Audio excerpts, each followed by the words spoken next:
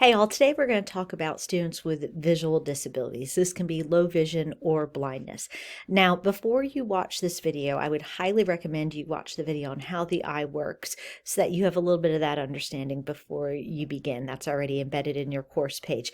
If nothing else, you may not understand all the technical pieces of it, but it just reaffirms how amazing a God we have who created us down to such intricate details.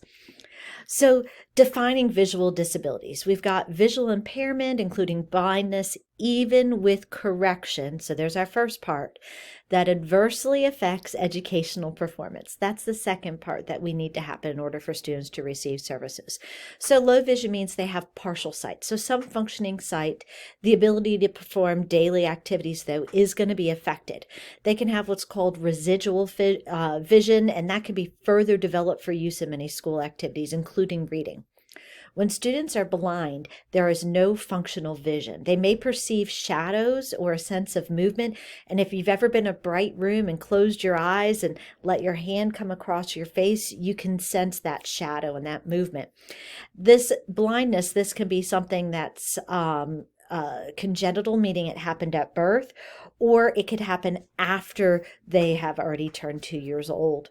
So how do we identify it? There's vision screenings across the board for all school-age children, and they use those Snellen charts, I'm talking about with the giant letters, and they progressively get smaller.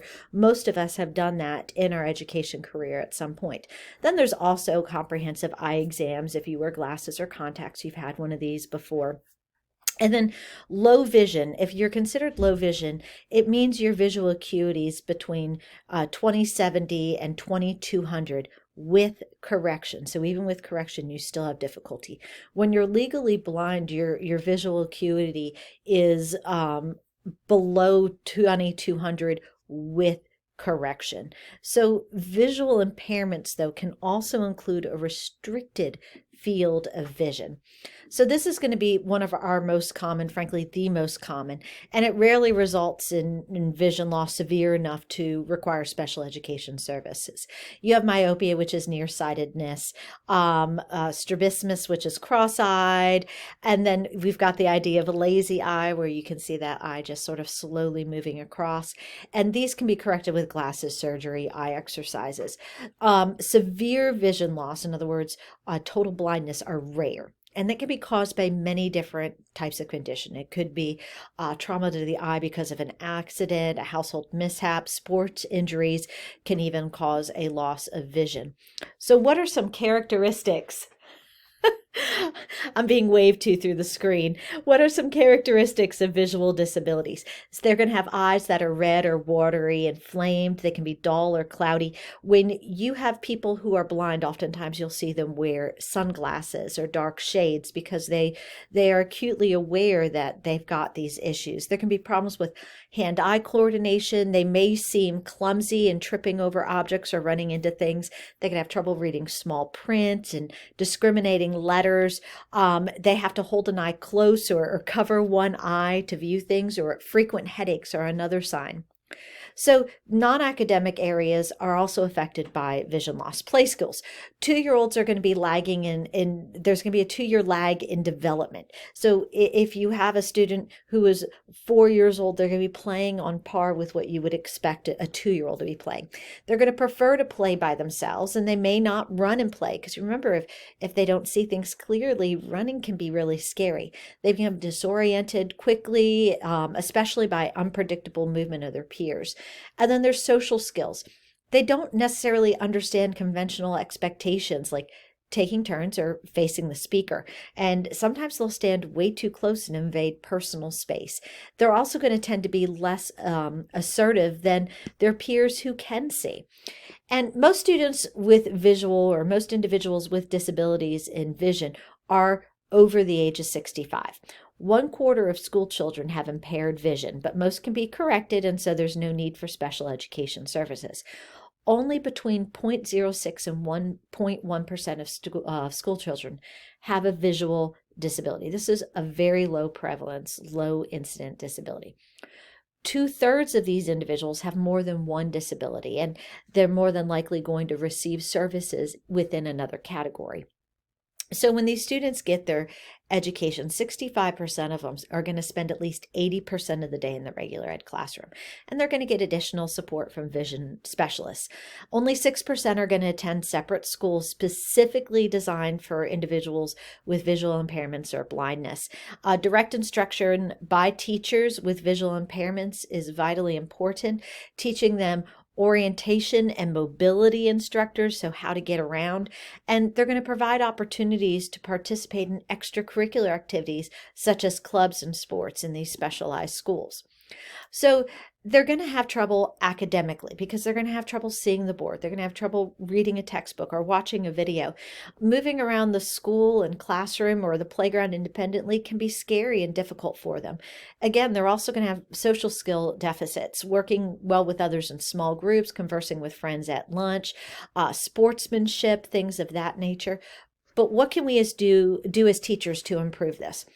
Well, some students will receive instruction in Braille. It's an alternative to reading print where you're touching the letters and you can feel the raised surfaces. Instruction in orientation and mobility, so assist them through navigating through a classroom. Training on assistive technologies to help compensate for vision loss, and then having educational personnel teach students skills that are going to be necessary for them to be successful in the future.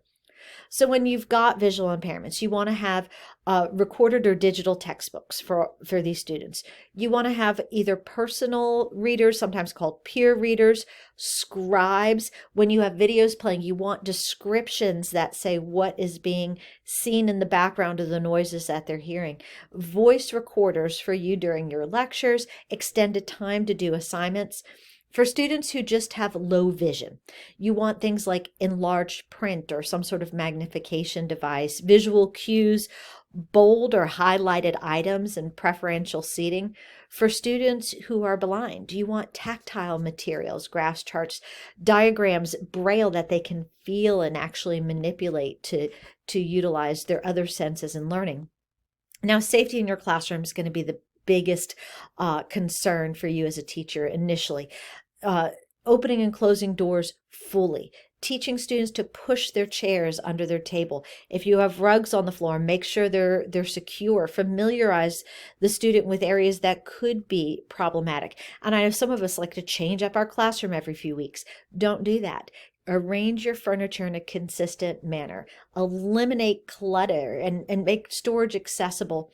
Consider the lighting needs to reduce glare or shadow. Use contrasting colors for bulletin boards so that students can easily see that information.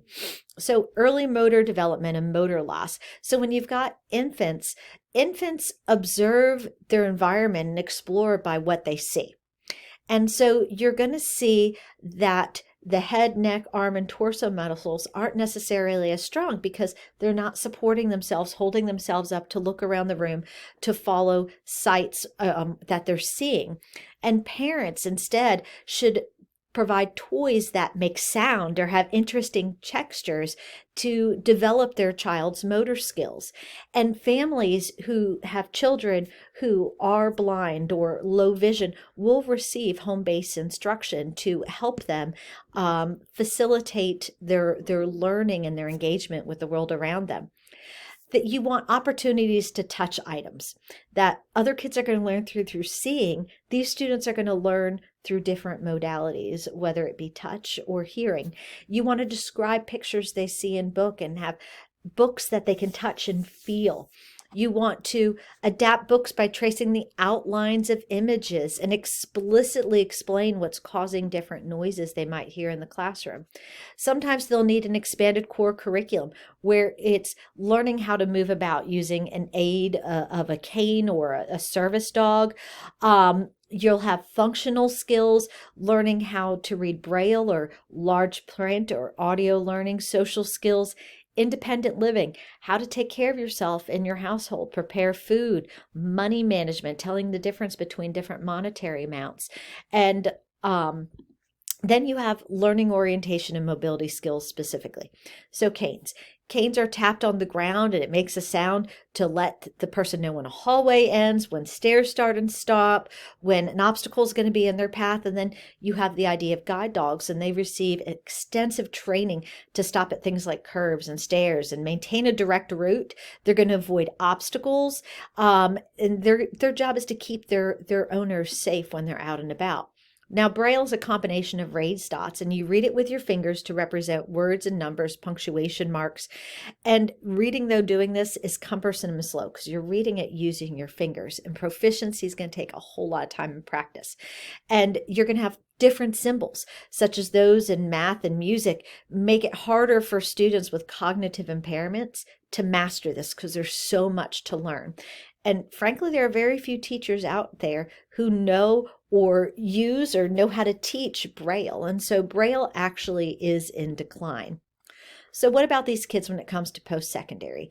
They really don't develop career awareness by observing people around them because they can't see what the people are doing. So what we as teachers need to do, and family members, explicitly describe everyday sites and allow students to tacitly explore job-related items. Students must learn employable skills, the ability to plan, organize, problem solve, contribute as a team, and teaching them how to travel independently outside the home, using things like public transportation, how to take a plane, because these students, as with the others we teach, all have the capacity to succeed.